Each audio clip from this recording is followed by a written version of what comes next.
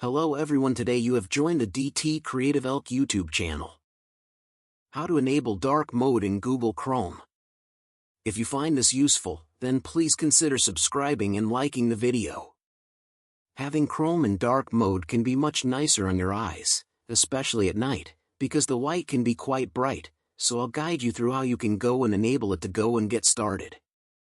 You want to come to a new tab.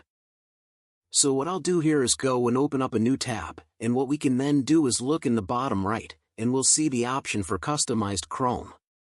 What you can do is go and click there like so, and we'll get this side menu, and then what you want to do is come down, and you can see the color mode here, light, dark device.